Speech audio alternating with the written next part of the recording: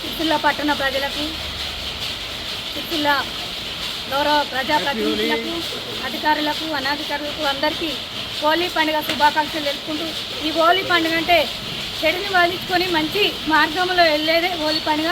అందరూ రంగవెల్లిలు జరుపుకొని ఆయుర ఆరోగ్యాలతో ఉండాలి, ఆనందంగా ఉండాలని కోరుకుంటున్నా.